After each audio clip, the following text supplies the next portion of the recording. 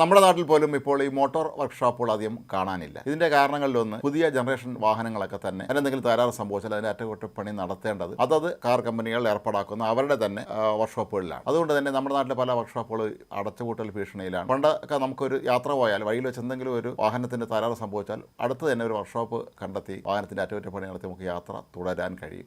എന്നാൽ ഇന്ന് അത് അല്ല സ്ഥിതി. അമേരിക്കയിൽ നിന്ന് ഇത് സംബന്ധിച്ചൊരു വാർത്ത പുറത്തു വരുന്നത് നമ്മളെ അമ്പരപ്പിക്കുന്നതാണ്. ലോകത്തെ ഏറ്റവും പ്രശസ്തമായ വാഹന നിർമ്മാണ കമ്പനിയാണ് ഫോർഡ് കമ്പനിയുടെ സിഇഒ തന്നെ പറയുന്നത് തങ്ങളുടെ സ്ഥാപനങ്ങളിലായി ഏതാണ്ട് 5000-ഓളം കാർ മെക്കാനിക്കുകളുടെ ഒഴിവുകളുണ്ട് എന്നാണ്. പക്ഷേ ജോലിക്ക് ആളിനെ കിട്ടാനില്ല എന്നുള്ളതാണ് അവർ നേരിടുന്ന പ്രശ്നം. $1,20,000 ശമ്പളമാണ് അവർ വാഗ്ദാനം നൽകുന്നത്. ഇത്തരത്തിൽ ആറക്ക ശമ്പള വാഗ്ദാനം നൽകിയിട്ട് പോലും ഈ ജോലിക്ക് ആളിനെ കിട്ടുന്നില്ല എന്നാണ് അദ്ദേഹം ഒരു പ്രമുഖ മാധ്യമത്തിന് നൽകിയ അഭിമുഖത്തിൽ വ്യക്തമാക്കിയിരിക്കുന്നത്. ജിം ഹാർലി എന്ന ഫോർഡിന്റെ സിഇഒയും പ്രസിഡന്റുമായ വ്യക്തി പറയുന്നത് ഇത്രയും വലിയൊരു വാഗ്ദാനം സാധാരണഗതിയിൽ അമേരിക്കയിൽ ഒരു തൊഴിലാളിക്ക് കിട്ടുന്ന ശമ്പളത്തിന്റെ ഇരട്ടിയിലധികം ഞങ്ങൾ വാഗ്ദാനം ചെയ്തു എന്നാണ്. എന്നിട്ടും ആളിനെ കിട്ടാനില്ല. അമേരിക്കയിലൊക്കെ തന്നെ വ്യാപകമായി ഇപ്പോൾ ട്രേഡ് സ്കൂളുകൾ നിലനിൽക്കുന്നില്ല എന്നുള്ളതാണ് ഇതിന്റെ പ്രധാന കാരണമെന്ന് അദ്ദേഹം ചൂണ്ടിക്കാട്ടുന്നു. അതുകൊണ്ട് തന്നെ ഈ കമ്പനികളിൽ മെക്കാനിക്കായി ജോലിക്ക് എത്തുന്ന പലർക്കും ആവശ്യത്തിന് വിദ്യാഭ്യാസ യോഗ്യതയില്ല, അവർക്ക് വേണ്ടത്ര പ്രവൃത്തി പരിചയമില്ല എന്നുള്ളൊരു പ്രശ്നമുണ്ട്. അദ്ദേഹം ഒരു ഉദാഹരണമായി ചൂണ്ടിക്കാട്ടുന്നത് ഫോർഡിന്റെ തന്നെ ഏറ്റവും അത്യന്താധുനിക ട്രക്കുണ്ട്. ഈ ട്രക്കിലെ ഡീസൽ ഒന്ന് എഞ്ചിനിൽ നിന്ന് പുറത്തേക്ക് എടുക്കാൻ ഒരു ഘട്ടം വന്നാൽ അതിനെ കുറിച്ച് സാങ്കേതിക പരിജ്ഞാനമുള്ള